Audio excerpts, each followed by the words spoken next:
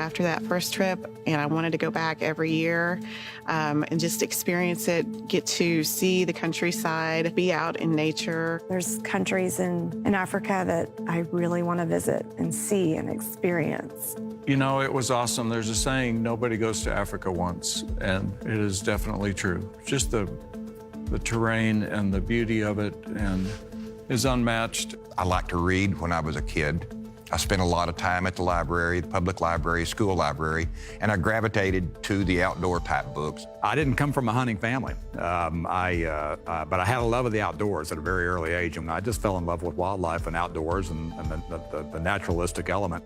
We're pretty self-sufficient and did our own camping, cooking, guiding. Felt very comfortable out in the wilderness.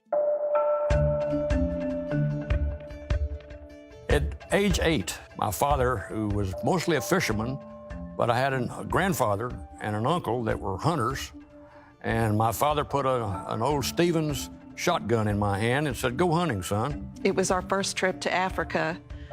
I took a lot of pictures, and after being there the first time, I knew I wanted to go back a second time. And between my husband and our professional hunter, they were both working on me about, you need to hunt, you need to do this. So the second time, which was a year later, I took 2 animals, a gemsbuck and a zebra. And after that, I've taken several since that time. It opened up new doors. I never thought I could do anything like that, and just had a lot of fun. You know, I grew up in a small town of Marlin, Texas, central Texas. And my dad got me started with shooting doves and rabbits and that sort of thing. And then I advanced to whitetail deer hunting. My dad and I made many trips out to a ranch outside of Sonora, Texas. Hunted there for many years. And then my dad and I made several trips to Wyoming, where we went elk hunting.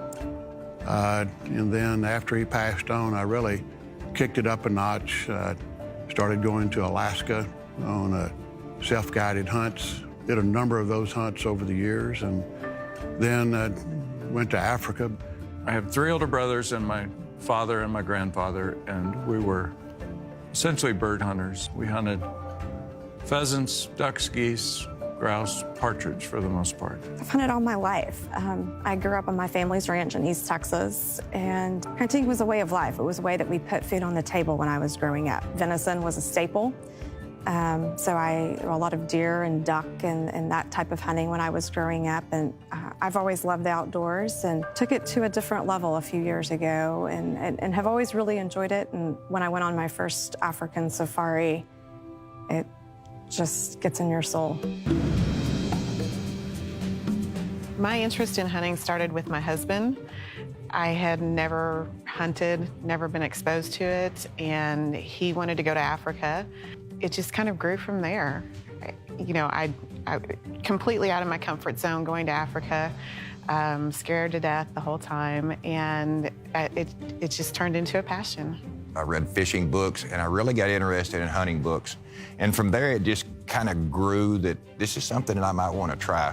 Had friends who hunted, and fortunately somebody, a friend of my father's, invited us to go on a hunt, and I fell in love with it. And then fortunate enough to have a few more invitations in my teenage years, and kind of furthered that love of the outdoors and the love of hunting. There's a lot of good that comes out of hunting that people don't realize is there. Much less the economy, obviously, and much less the conservation, and much less taking care of the animals. You know, there's not an animal that I've shot that I didn't say a prayer over and said thanks for providing the animal. That's so important that we respect what we are taking and that we know where it's coming from. My brothers are 7, 8, and 9 years older than I am. We pheasant hunted a lot. They were good shots and quick shots.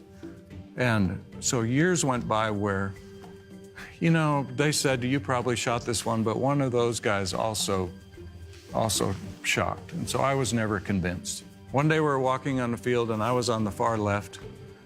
And darned if a rooster pheasant didn't get up in front of me and go left where nobody else could shoot at it.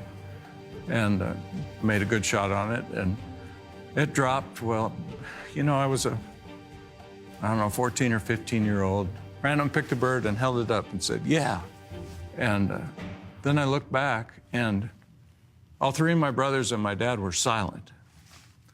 And I'm like, well, what's that about? And so I walked back, and we had another half a mile or so to walk. I had a pouch to put my bird in. And in that half a mile, I kind of developed the basis for my whole thinking is it's the respect for the animal that's paramount. And I'm not sure that I showed that, getting that excited. You know, I've talked to them all about it since, and not one of them remembers it. But it was probably the most impactful thing that happened in my hunting life.